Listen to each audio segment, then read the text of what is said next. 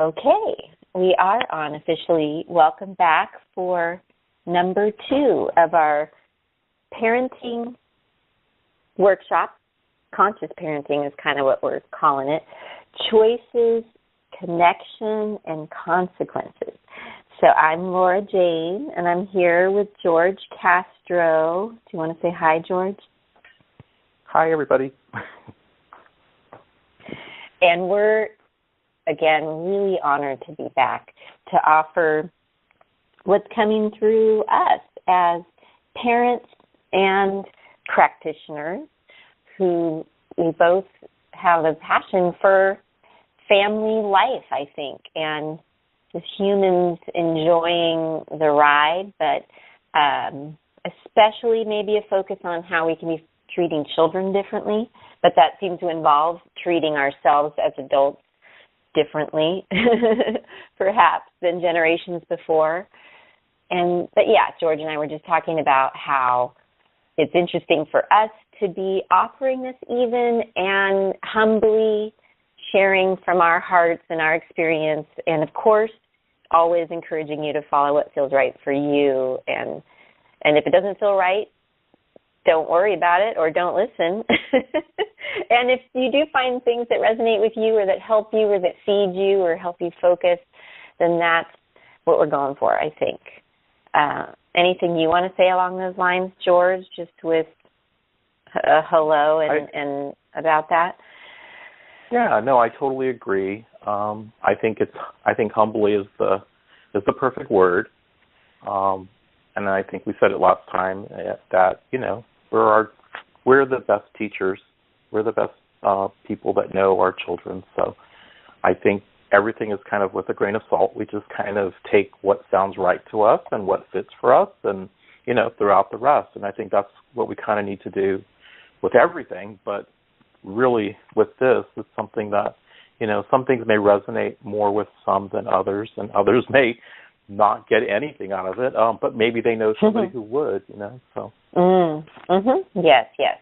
So please share if you're someone listening to this and you think of someone who might get something out of this, and we try to make it easy to fit into a parent's life, that maybe you could even listen to it in the car or on a walk or while you do the dishes or while you feed a baby or while you sit at a soccer game, right? There you go. And, but, I think it's important, like we brought up last time, that parenting is such a big job that we even forget we're doing.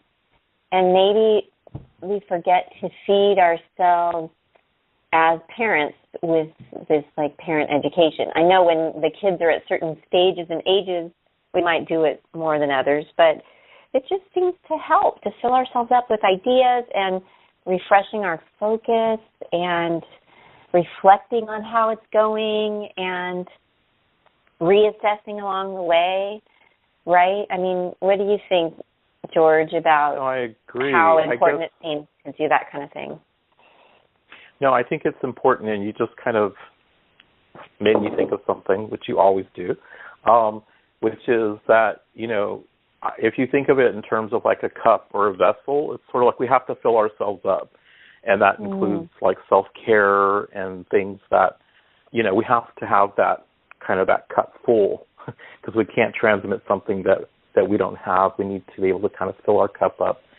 And, that includes taking care of ourselves and, meditating and eating right and all those things and also knowledge, right? So getting information from different places, trying different things to see what works.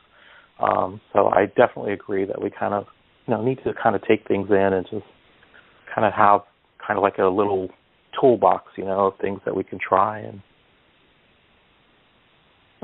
yeah, and to keep adding to it consciously. And at first I wasn't sure if I wanted to join the party of calling us conscious parent workshop people. But I think, especially with what you bring up last week with how often what we may be doing that's not working is often just because of our conditioning, which is really like calling it what's unconscious, right? Which we're kind of doing that we're not even aware of, and maybe from what we've just picked up. And so to all we're saying with conscious is kind of choosing and doing it from being present, and kind of the opposite of that, unconscious, conditioned response or approach. So I think conscious is nice, and that maybe we're just filling up our consciousness and yet filling up our cup. And, that reminds me of such a great analogy from our beloved Wayne Dyer. I'm pretty sure you've been a Wayne Dyer fan too, right? Sure. Yes, at some point I heard him called Daddy Dyer, because so many of us in the self-development world, he's been such an influence, right? But he has this great analogy. I don't know if you've heard it, about the orange and squeezing an orange, and talking about like when you squeeze an orange, what's going to come out is orange juice, right? Because that's what's inside of it. So if we think about ourselves like the orange, and when we get squeezed in life, what's going to come out is whatever happens to be inside us at that time. So if we are in that place of anger, frustration, hopelessness, the things that may not be what we want to let come out when we get squeezed, but unfortunately whatever's inside us is going to come out, right? So he uses that as a story about how when you're filling yourself up and maybe even choosing what you're focusing on and things like that, that then when you get squeezed, something more like love is going to come out, whether it's, with your partner or your kid or your boss or yourself. So I love that because it's undeniable and just nice to learn from nature. I like that approach. Right. No, I think you're absolutely right. I think the idea of consciousness, when you were talking right now, I was thinking that the idea of consciousness means that, if we're bringing things that are not conscious to our consciousness, and then we can make choices, which is, exactly what we're talking about. So it just allows, basically it empowers us. If we're conscious of what we're doing, then we know that this is a choice. This is a choice that we're making. And a really good example of that is, I know many of our families do not believe in, spanking and that kind of punishment anymore. I'm not calling it discipline because I don't consider that discipline, but I know there are a lot of families, and especially a lot of Christian families. I was raised Catholic, so I know that that is something that is in their belief system. And the thing is that a lot of that is just conditioned, and we're literally hardwired. If that's something that has been done to us, and there's a lot of research on this now about, kids that have not had that done to them or more altruistic, and, there's a lot of research now. But the thing about that is that it is a choice when we're conscious of it. When we're not conscious, it's automatic. And, it's literally hardwired into us. So I think the idea of being able to stop and just take a moment and be aware of where we're at, especially when we're upset, when we're being squeezed like you're talking about. Because when we're in that place of stress, that's when we're more likely just to rely on things that were conditioned into us, as opposed to, okay, let me take a moment here and think about, what's going on and assessing the situation and then making a choice about it. So, really important to know kind of like where we're at with that, Yeah, and that kind of brings up two thoughts to me. Like, first of all, kind of what we were talking about before, which is part of why this kind of topic can feel so hot and intense, is because it is such a primal, important thing to us that, like you said, can be such a trigger topic because we undoubtedly care so much. And again, it's like a primal survival feeling almost when we think about our feelings with our kids. But that's just interesting to consider what the nervous system is responding from when we're in that like primal fear, survival place that may be part of what's been hardwired into us in what parenting means, right? but it's interesting to parent consciously and see when we might be parenting from that survival place. But just to be aware that it is such an intense topic that is full of triggers and emotional growth for us all. We didn't, exactly. And it's one of those topics that when you talk about parenting, we were talking about this a little bit before, that it's one of those topics where, people become very defensive sometimes if they feel like, this is something that they believe strongly about. And there's, I have no doubt that everyone has their best interest for their children and what, they feel works best. And I think that it's one of those things where there's a whole spectrum out there, just like other things. There's a whole spectrum. And that's why I tell people it's okay, to take a couple of things from here. Like to say that I would never do behavior modification is silly, because there are certain things that really works well for. But as a whole, I probably wouldn't, base my whole, that's not really how I function with my daughter. But, if someone had something specific that, hey, I do a reward or a behavior chart, or I reward them for doing this, or I reinforce that behavior, well, that makes sense. See? And so you can't just say it's always this and it's never that. It's, well, sometimes this and sometimes that. And I think it's just being aware, and like I said, just having all those different tools and knowledge just helps us to be better parents. So that when we are doing something, we know it's a choice. It's not just, I don't know why I'm doing this. I'm just doing it. And actually I tell the story in this book that I've written, which has never been published, and it's a story that people have heard before. It's coming, right? It's coming. It's coming. Laura Jay's going to pull it out of me, even if podcast by podcast. But no, the idea that, and, it sounds a little gender biased now I think about it, so I'll change it around. The man pulls out the perfectly roast that he made for his wife for dinner, and the wife goes, why do you cut off the ends? And the husband says, well, that's because that's the way my mom always did it. So, I cut off the ends of the roast like that. And so then come to find out, the husband asks his mom, Mom, why did we cut off the ends of the roast like that? And then she's like, well, the pan was always just too small, so we had to cut the ends off so that it fit. So there's really no reason. It's just something that, got passed down. Sometimes that's what happens with ideas and, parenting and other things. And that's a very simplistic explanation, but, kind of the moral of the story is that, it's okay to question why we do things, because we kind of just pass things down multi-generationally, and we may not even know why we're doing it, And so if the wife never questioned the husband, his kids may grow up to, well, Dad always cut off the ends of the roast, so that's what I do, and there may not be a reason for it. So it's the same thing with parenting, it's sort of like, it's okay to question and to find out, why do we do this? Is this a good thing? Does it work for us? Can we just get a bigger pan? Whatever, buy a smaller roast, whatever the case may be. Right.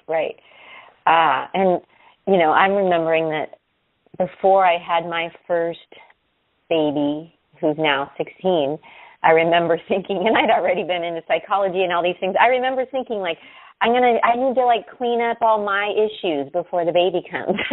I really thought I would.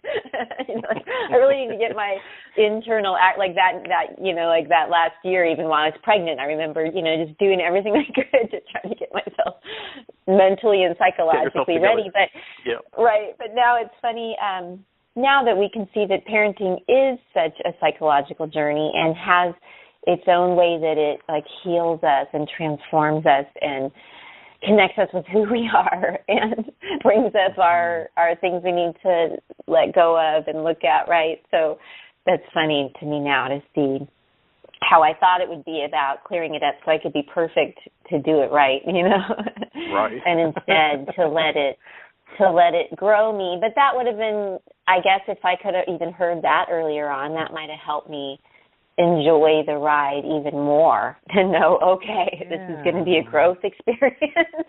I'm not here to perform, I'm here to learn, even, like parenting as a learning journey versus a place to perform where you're just supposed to be perfect or something. And that maybe, that's where it's hard to question ourselves, or even, like, I love Alfie Kohn would suggest, I think it was him, that we apologize to our kids as a regular practice and really model that and be willing to say, you know what, I was totally wrong and just I'm sorry. And I thought that was so great.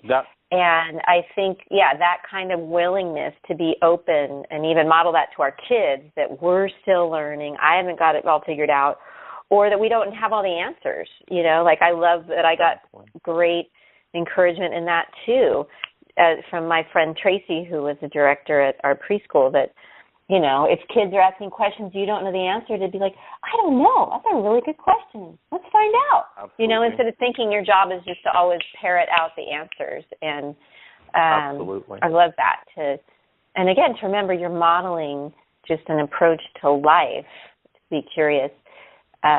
One more thing I wanted to mention that was so seems connected to our title and what we're really addressing here is like the idea of responsibility too. That something about this idea that we have choices is implying that we do have a responsibility here, and even maybe becomes like a family psychology. I like to think where you start to think that we're all kind of responsible for ourselves, and we have a way we can respond to life, and that we all have choices, right? As a parent, as a kid, and those are consequences, right? That all those things to me imply this maybe a conscious approach that includes saying I am responsible. I can be responsible, and I think it was Deepak Chopra who I heard first say that responsibility can just mean the ability to respond. Ability to respond creatively, exactly. Right? To creative. I think you and I talked about that early on in one of our first conversations. That. To remember, responsibility doesn't mean like tasks or chores. It means the ability to respond even creatively in the moment to whatever it is.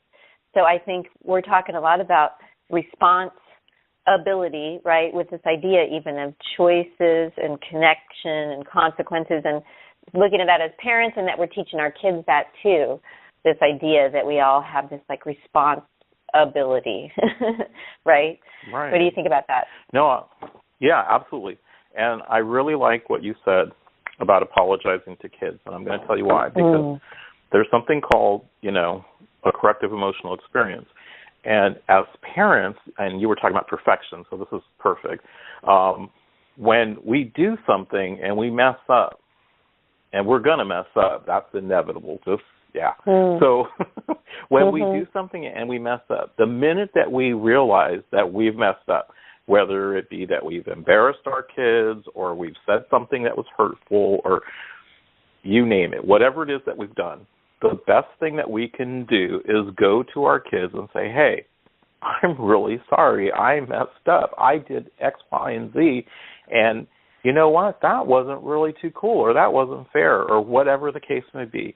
And there's research on this, too, that, when kids are hardwiring, too, that when they see that, hey, mom and dad make mistakes, and not only do they make mistakes when they're wrong, they are responsible. They have the ability to respond to us and come back and say, hey, I didn't do this so well, and I'm really sorry. Then they see it's okay to be human. It's okay to be, imperfect. It's okay.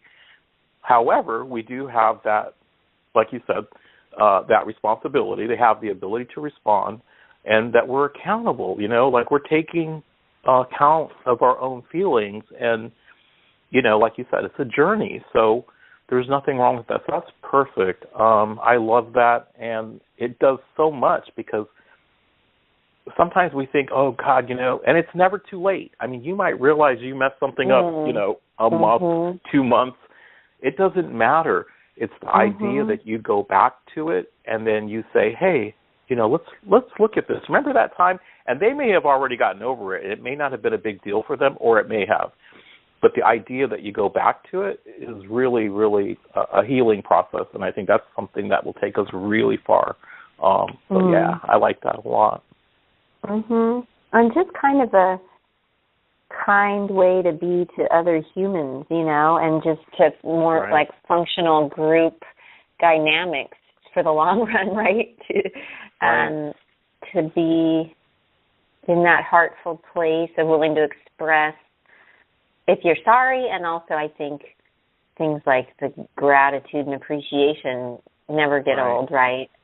I was thinking about that I remember there was an age where I started to notice that, like, taking something for granted felt really bad. Like, I must have been a teenager or something, and maybe I would realize I had taken my mom for granted or something, and that was some new awareness. And I was realizing just recently, like, boy, because that's the opposite of gratitude with, all my studies of gratitude lately, and I know you and I like gratitude practices as like a personal thing for people and for families, and that's where even just expressing our gratitude to our kids and our partners is such a nice shift. I'm always working on that too, versus the other things you could be expressing, right? So that, to me, it goes along with being willing to say I'm sorry and being willing to say thank you for even the simplest of things, and just be in more of that thank you mode. Just feels better. So it's a nice one. Yeah. No, absolutely.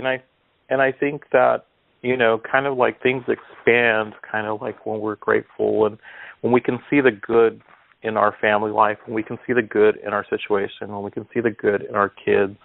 I mean, it just kind of expands. And, the same thing is true of when we focus on negativity and, the things that they're not doing right. And unfortunately, we're a society that focus on, I talk about this in my strengths talk, we focus on what's wrong.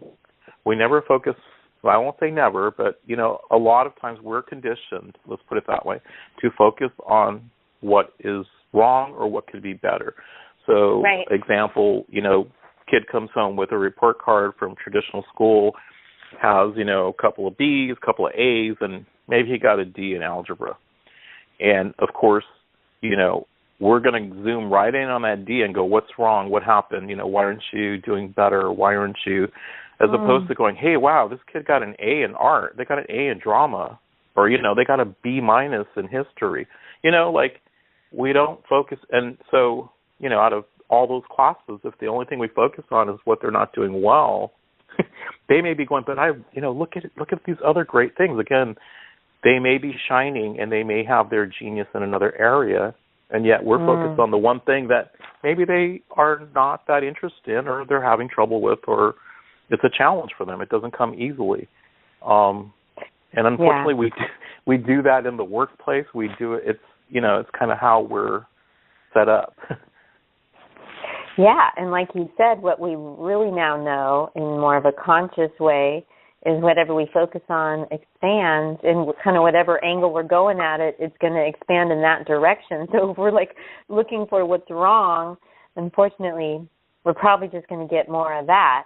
And and then again, what we're really teaching is an approach with yourself. So then that kid, probably as an adult, which I've seen this in myself too, and we all see this in ourselves probably, where we are usually just looking at the one thing that is not going well in our lives, or we're focusing on the things in ourselves we don't like, or that are that we're not proud of, and just how that can go with how we're feeling, which is some of what you and I were thinking we might get into. So it's really interesting how some of these fundamental approaches can play into things like how we're feeling as the parent or the kid, right? Because when I'm thinking about what you bring up with, and I think we should do a whole call about the strength focus, because, and that even is such a beautiful way to say it. Like, you're already getting us to focus on focusing on the strength. Like, that already is so great. Right. But because I can imagine now how it feels when our strengths are being overlooked even, and we're going just straight to what's wrong, thinking that's some effective approach, but actually, in a sense, when maybe a kid or a person's not feeling seen or valued, they're not even seeing or knowing what they're good at, I mean, how many of us adults, when we get asked to make a list of things we're good at, we're like, I have no idea. Right. And that's actually not very helpful in the world, to not know what you're good at, right? And to not be tuned into your strengths. Much less are you able to really bring it to the world if you're not even aware of it. So that's so huge and important. And then, the counter side of if we're focused on the weaknesses and the problems.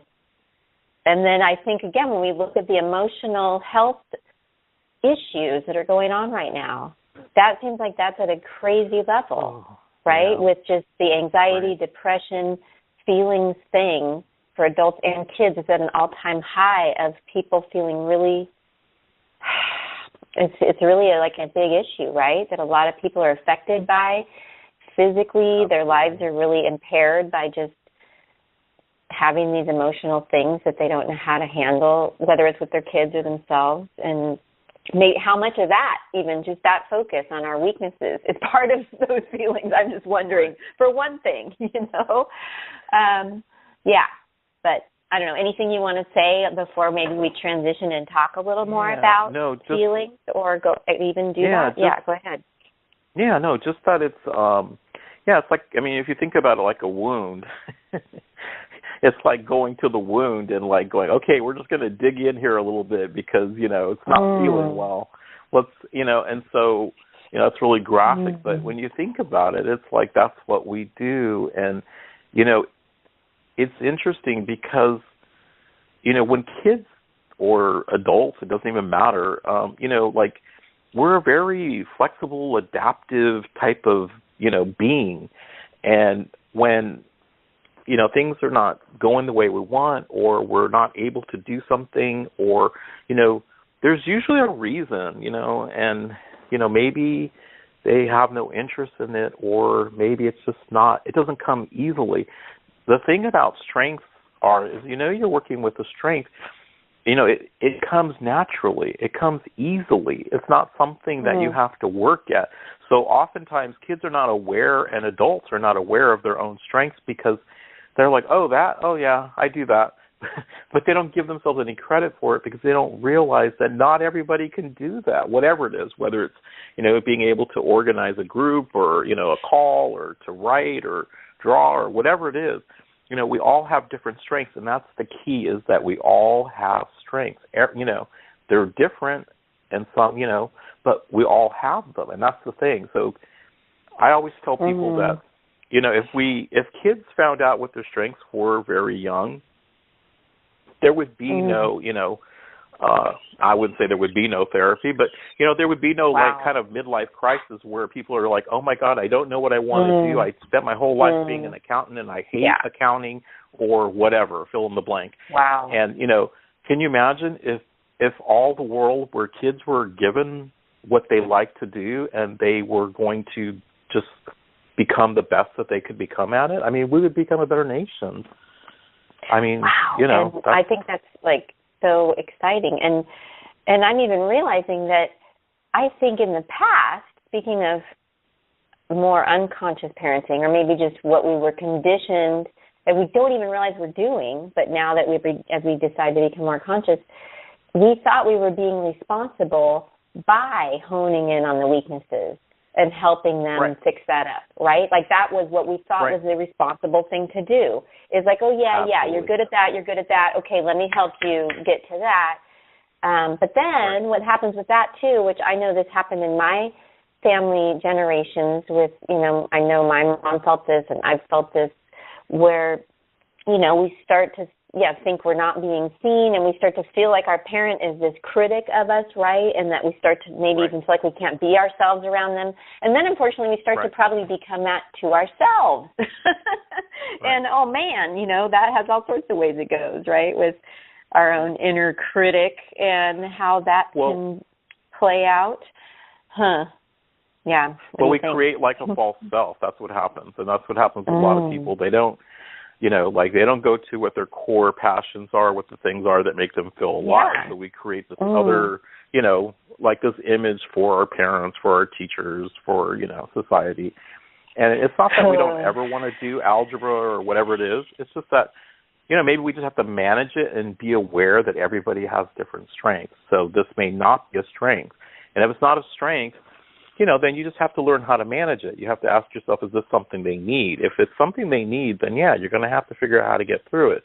But if it's not something that's crucial to what they need to do or what they want to do or what their strengths are kind of gearing them towards, and the other thing about strengths is that, it could be something that they're very good at, but it may not be something they want to do for a living. So it may be something that they're just passionate about and they like to do. And, so we don't have to earn our living based on whatever our strengths are, because I think a lot of times, people are like, well, I just like to do this artwork, but it's for me. It's not for, it's not for the world. And I don't want someone to tell me how to do it. And that's okay. That's okay.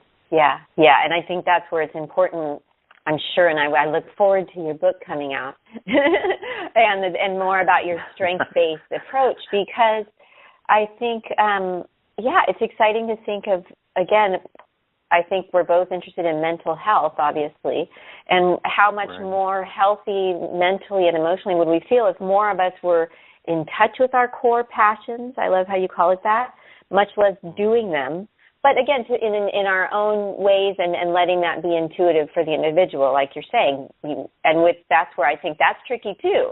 Because that's a good thing to look at too, because a lot of us will think, like if my kid's good at soccer, it's my job to push him to be the soccer pro of the world, And that may or may not be the kid's way. And the kid, in my opinion, is, I think, going to know more, their way and what ways they want to go about it. So I'm sure it's really important to go about that consciously too, and supporting the strengths. And then one more thing I wanted to mention in what you're bringing up, I think, is, we can really start to create these kids who are more like people pleasers, or even adults, right, where we're so focused on getting the approval and looking outside of ourselves that we get really confused about even who we are or why we're doing things, much less what we love. And I'm hearing about that so much just in my exploration of getting into our creative flow and really moving into our projects in the world, how much of our things about people pleasing and what other people think of us holds us back. And I think that's really important as parents to remember, because we think we want our kids to always do what we say and to care so much what we think and to really want our approval, right? But it's like, do you really want to wire your kid to look outside themselves like that? Because 40 years later, they may be in therapy trying to get over that in order to really get to their true self, right? So, go on, And it's really interesting too, because when we do rate, it's really, I'm going to a little transparency here. So, I feel like my parents did a good job of that and questioning, and they're really big on education, but it kind of backfired. When the first time I went to a college class and I came back, I was just my mind was just blown, and I came back and I had all these ideas around politics or what have you, and I had these conversations with my dad, and it did not go well. It's but you're supposed to do as I say, it's I want you to think differently, but I don't want you to think, I still want you to agree with me. I still want you to think that, I'm right. And it's really, so it's a tricky thing. And I think you touched on something else with the soccer. It's a real tricky thing to know, when do we push and when do we let off? When are they just being a little bit I don't feel like doing this, but we really know it's something that they want or that's good for them. It's really hard. And that could be anything from a soccer game to going to a dance to, and some, parents are, you're going to do this because I paid for it. I've been there. And, then there's also the sort of thing well, why don't you, stick with it, give it a commitment of a year or something, or, see how it goes. And then there's the times when we just have to kind of lay back and say, you know what, it seemed like something you were interested in, but now it doesn't doesn't appear like that, So maybe, you can always go back to it. And I think we're such a sort of success-ridden sort of, we have that work ethic, that's just kind of ingrained in us. And I think that we always think that, if you're not doing it 100% of the time, then you're lazy or you're giving up and no, it may not be any of those things. It may just be something that was passing. They wanted to do it for the summer and now it's gone, It's like, so, and I know a lot of parents, I think it's, in more traditional schools and more traditional type of environments like that, it's tough because, time is very, regimented. So there isn't, it's like either you're going to do it or you're not going to do it. I don't have time for you to think about it, Whereas I think as homeschoolers and unschoolers, there may be more time for that flow of, okay, this is something you want to do, this is something. And I think that's one of the things that I appreciate a lot about, I know we talked a little bit about it, but I really appreciate that time to breathe, and sort of develop those sort of things. Yeah, I think it does seem like as rich and full and fun as we might like our lives to be, it does seem like at least building in some unstructured time and having at least a pace that works for you and your family, a rhythm. I really like that word rhythm when you like family life, right? And or just having room for when you need your slower paced days. And probably just the less busy, the easier it is to do this kind of family parenting life, right, where you have the time to discuss things and to honor feelings and to have moments and right. And so because when you add rushing to anything, it makes it more stressful. And to me, I think kind of the more schedule, the more likely of having that rush feeling, which I know I heard that from my friend Tracy at the preschool early on too, that because you've noticed how it's like so hard to rush a 3-year-old, it's like the hardest thing in the world. And she would kind of say, kids know, like, rushing is toxic. She was the one who said that to me, a yoga teacher. That's a good word.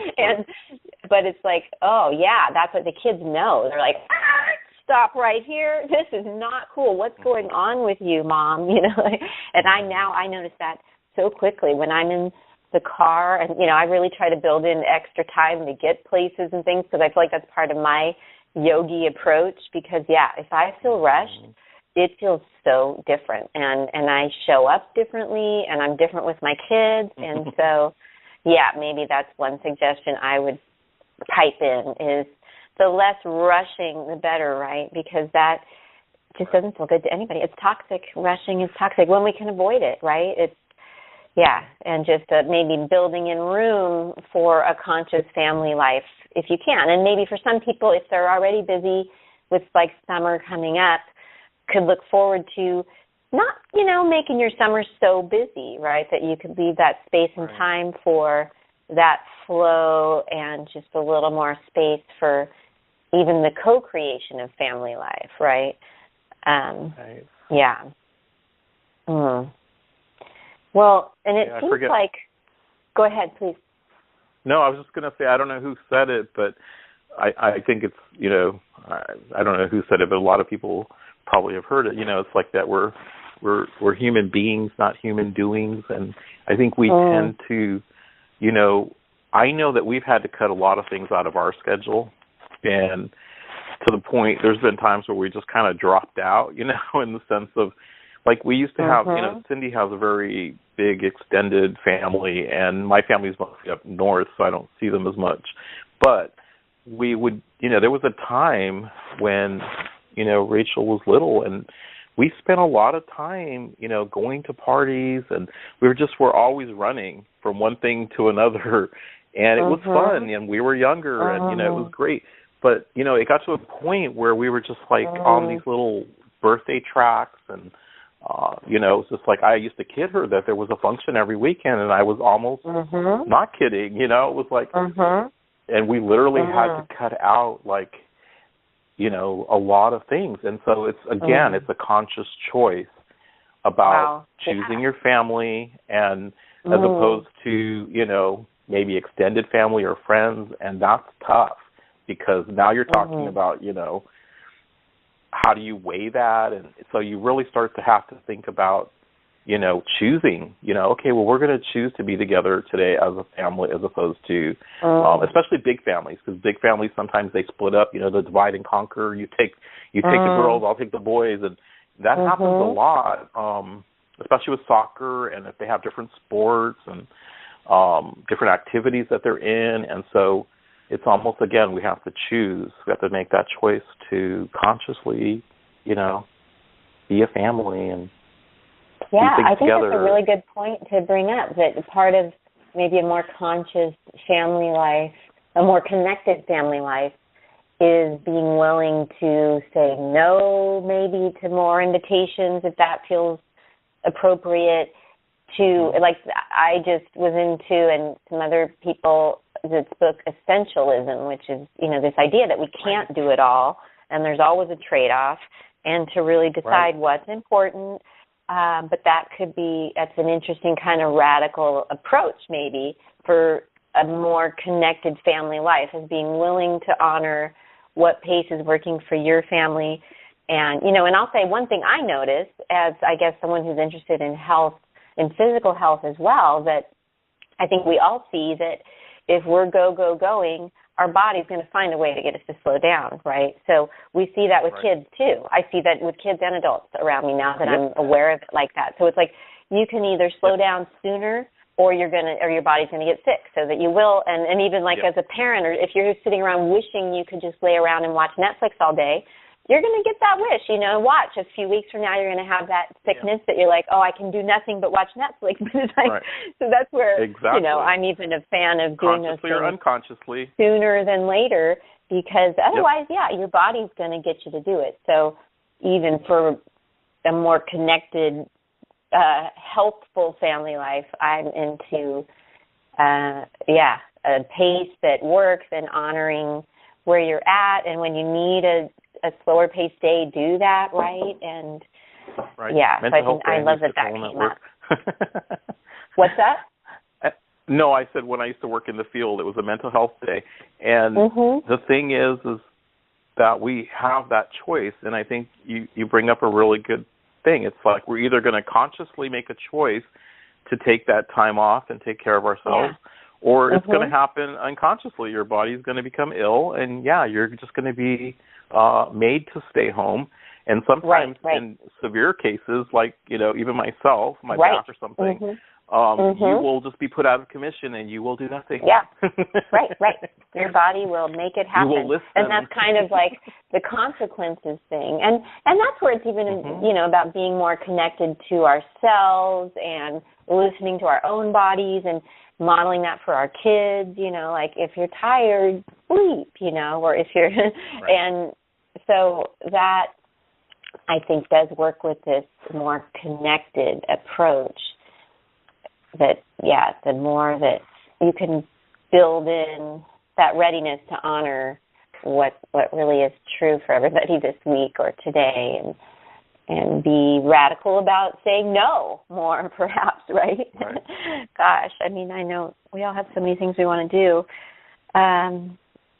Well, it seems like it could be nice. Maybe we just take a little bit more time, but since we brought up talking a little more about feelings, and I think we've come up with some really cool pieces that seem to play into how we're feeling, including things like how, whether the adults and the children are looking at strengths versus weaknesses, right? And whether or not we're getting to be in our core passions obviously plays a role, whether or not we're into too much people-pleasing or looking for approval and really, not tuned inward with how we're feeling. And so I'm thinking more about these, like even what can become disorders, right, with like anxiety or depression or anger. I don't know, what do you think as like just some general things that might come through on how to help ourselves and our kids stay out of those extreme feelings, I guess. And I don't know, what are your thoughts on some of that these days? Yeah, I think that there's a lot going on right now. I think, and I know we talked a little bit about this before. Oh, yes, and, this is important. I know that there's always, I think since probably the beginning of, time or history, there's always been a lot going on. I can remember these discussions with my dad, it's like, well, this has been going on since the beginning of history, whether you're talking about war or what have you. But I think what is different, and I think what may be contributing to a lot of things for a lot of people, is that we have access to so much more information. So we're actually, we can at any moment just, see something or talk to somebody or, research something or, so it really is different in that there's so much social media that things are happening like in real time.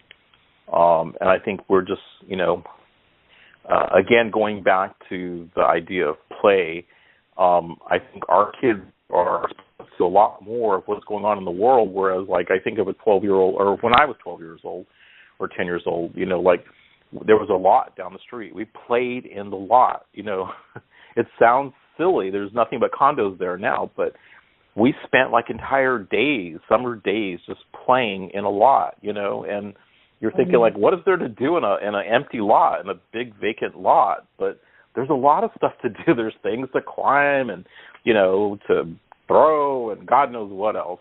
But, I think that our kids are just really connected to a lot of the media. And I think, that is one of the places where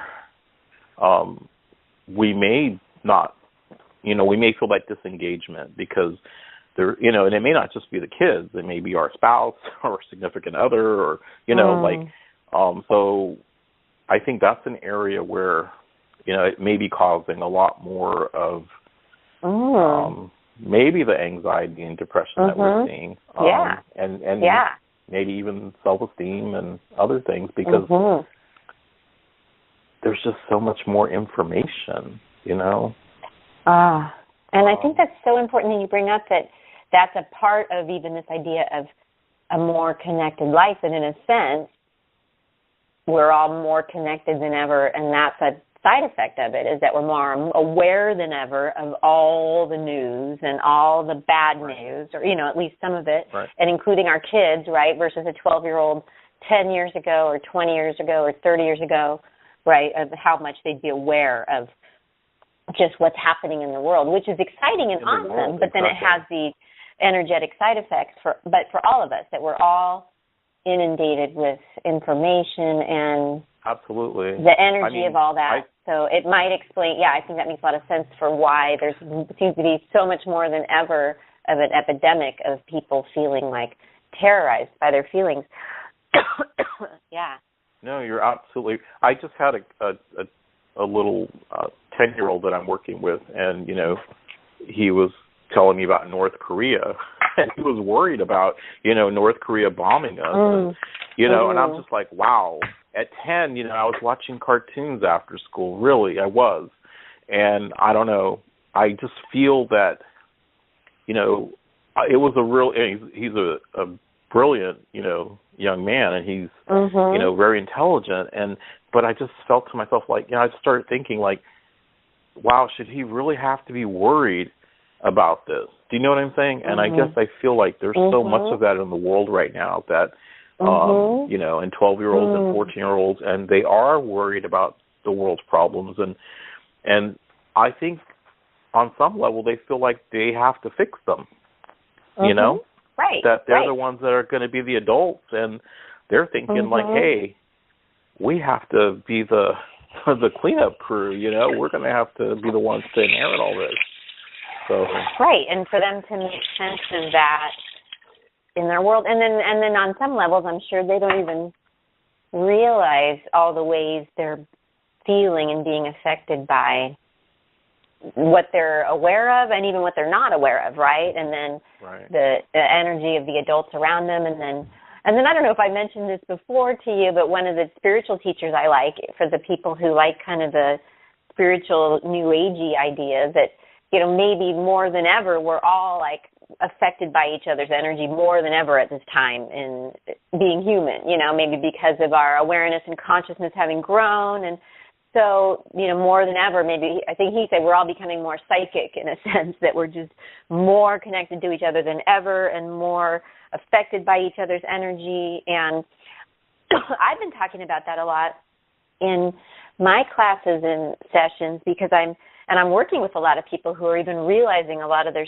symptoms and things that have been going on seem to be related to the fact that they're affected by other people's energy. And I really like to see it like, not that it's bad or negative energy, but it's just energy, right? And it's just something that we are picking up and is maybe even attaching to us, or, it's affecting us, right? So often we may or may not know if it's our feelings we're feeling or even someone else's feelings, whether it's mom or dad or sister or brother or the neighbor or our teacher, right? So that's where, like when I'm with like a 4-year-old who's having high emotions, who's been at school all day, it's like there could be lots of reasons that kid's having high emotions, right?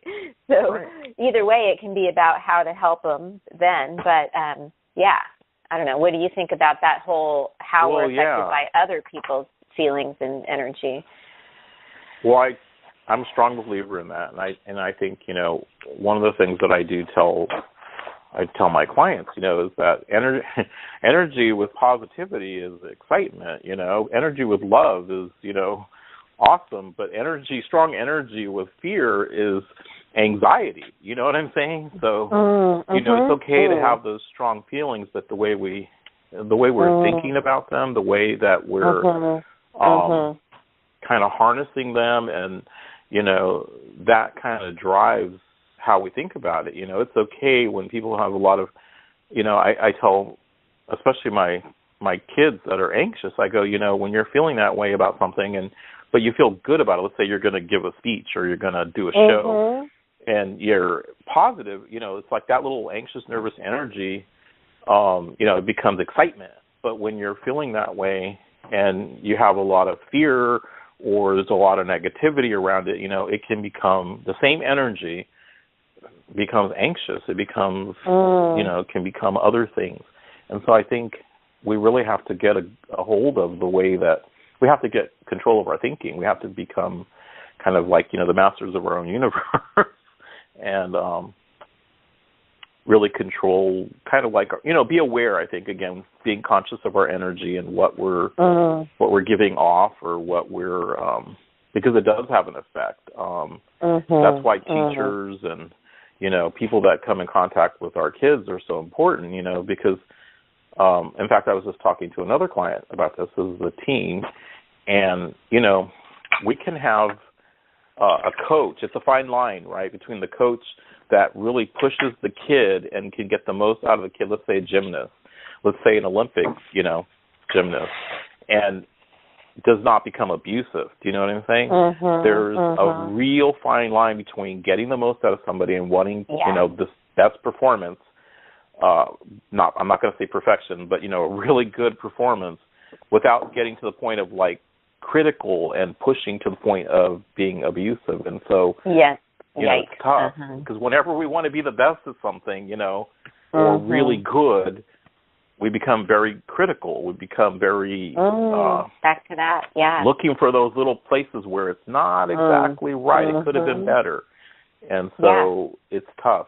Because it may not always help that person thrive. It might actually shut them down. Unfortunately, absolutely, right. Especially with creative pursuits of any sort.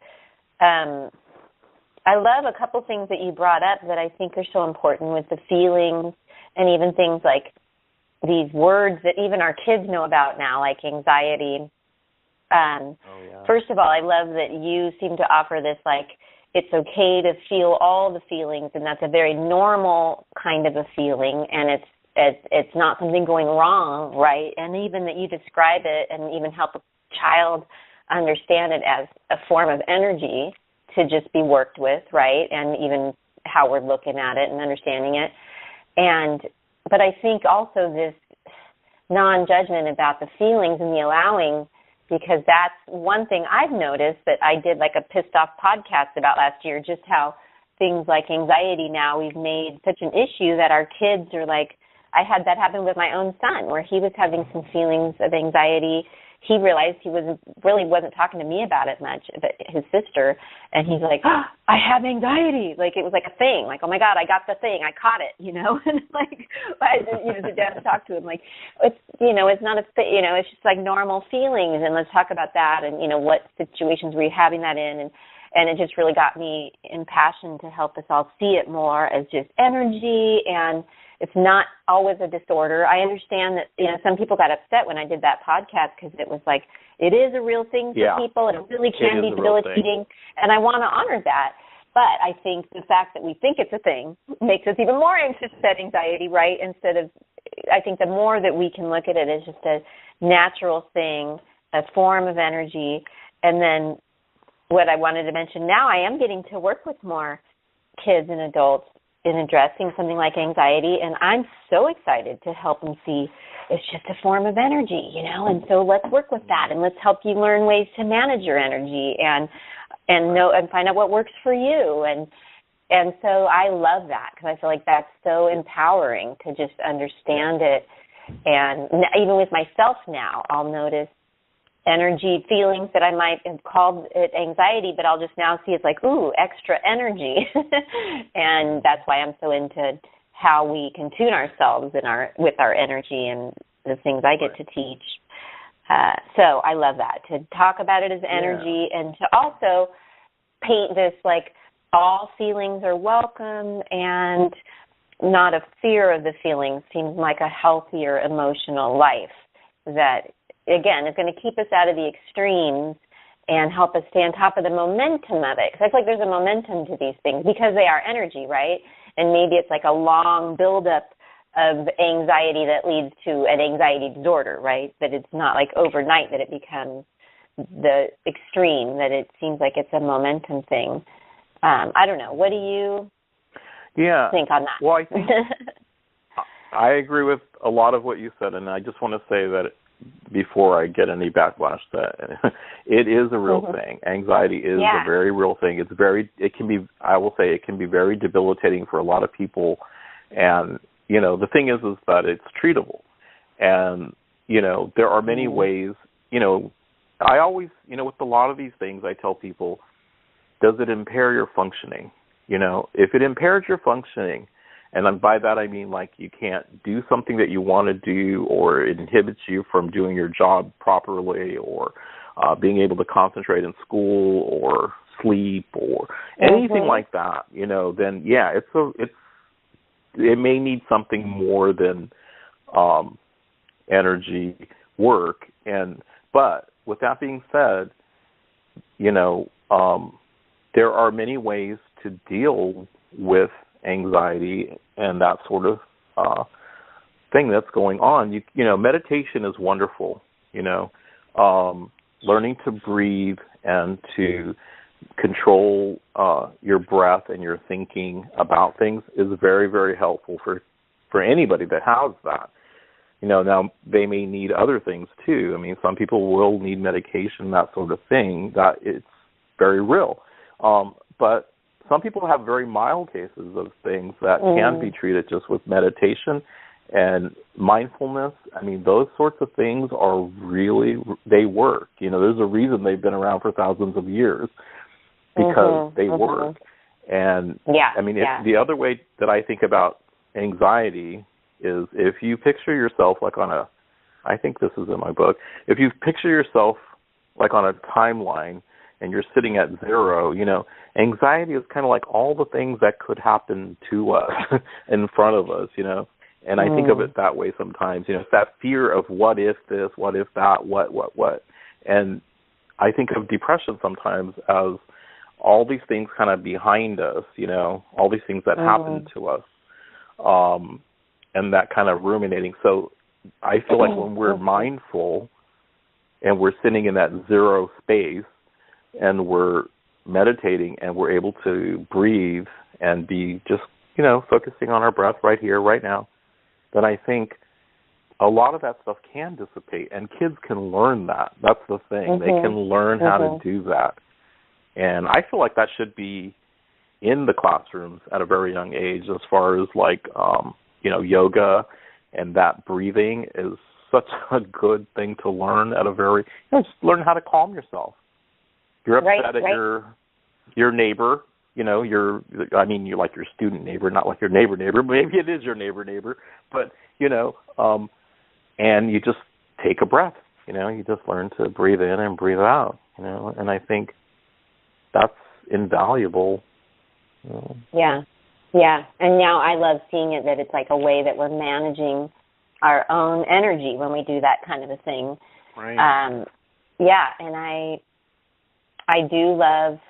I'm so excited about meditation as well in just the simplest of forms. I think it's the key to dealing with feelings with ourselves.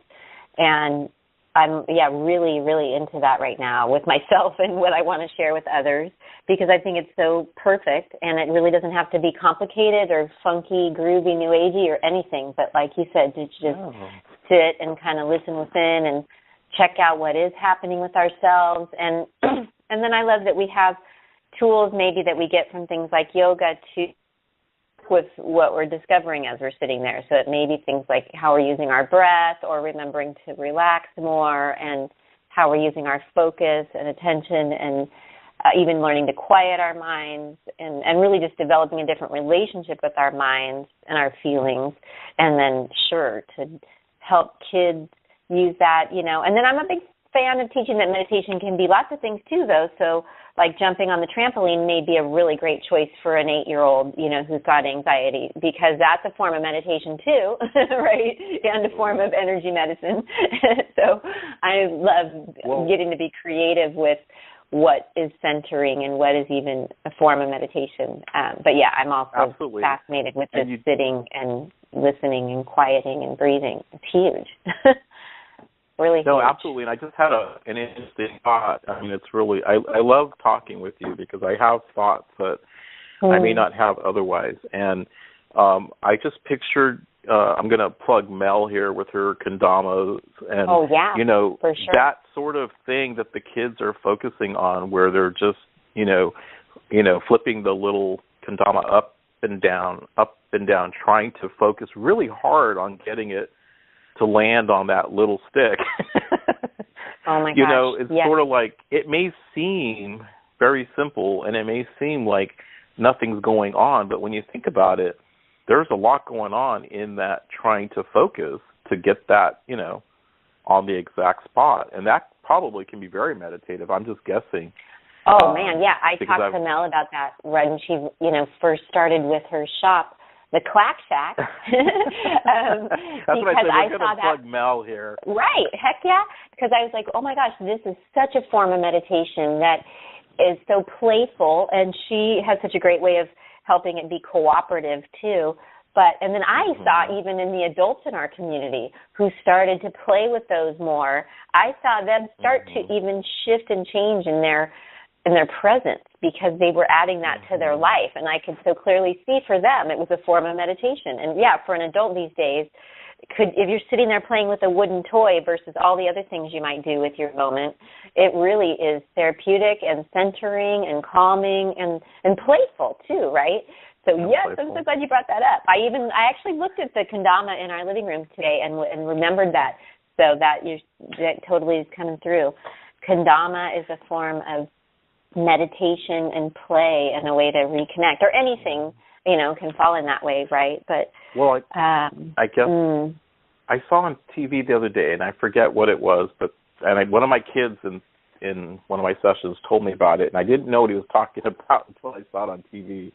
But it was like these little clicker things or spinner things. I'm not sure. Oh, but the spinners, yes. I heard about those too. Yeah. They sound really great. So, yes. Same idea. Some people find them very soothing, and it's very interesting because way back when I used to give people stones, and I used to tell them, for people with anxiety, I would tell them, you can just rub this. When you're feeling anxious, you can have it in your pocket and do it. Nobody will even know that you're doing it. You can squeeze it. You can, there's a lot of things you can do with it. And so it's kind of a take on that, but it's certainly a lot more modern because it actually moves and does things, But people, controversial because, I'm sure the teachers are going, okay, that's distracting, and I'm sure, but for others, I'm sure it's focusing, so it's one of those things where, it's something that might work for some in some environments, but, in the classroom, it's probably not going to be a good thing. Right. But when they need you to stop and listen. I can see it serving a purpose. Yeah. Yes. I just heard about those this week, too, and I think that can be a fun reminder from us as well, like in a maybe more connected family life, to be open to what, and just in this conversation about feelings and even possibilities of disorders and just being aware of what our kids and we are dealing with in the world, that if you notice there's something like that is in a way of meditation, or for, to be open about that, like a spinner may be a really therapeutic thing to add to your family life, not just something that distracts your kids or that they won't listen to you when they're doing it. That's actually a good thing, right? You want your kid to be able to focus. You just want them to focus on you, right? I think that's, again, a nice remedy for just being aware of today's family life and what we're all working with these days, right? So, gosh, well, I think that seems like a really nice full hour of content. Is there anything that you would want to add if we thought about calling it to a close here soon? No, I just want to thank you for, putting this on and pulling all this stuff out of me, and, I'm just excited to be a part of it. I really am. It's really interesting because before I do it, I'm just like, I don't know, I'm kind of anxious about it. I'm a little nervous about it, and then, I feel like we have a conversation, and we have a good conversation. And I think that's what brought this on, is that we have really good conversations when we do see each other. And so I feel like this is just, an extension of that. And I feel like it's just sharing with others what, the things that we talk about. Yeah, I love it. I love that we're doing it just because we want to, and it's something we want to give and do, and that we're even learning and growing through it. And then, for sure, hoping that it's helpful or thought-provoking or more for anybody who decides to listen. So thank you if you're still here listening. That means you made it to the end. And we'll look forward to it next time. And, George and I are always available if you want more help or ideas or have questions, right, George? We'll make sure there's ways people can get in touch with us as we post these audios and videos. All right. Well, then I guess we'll get ready to sign off. And, thank you, George. That was fun. Until we meet again, we'll sign off. So this is Laura Jane saying adios. And, George, do you want to say your goodbye? Sure. Say goodbye to everybody. All right. Thanks, y'all. Namaste. All right.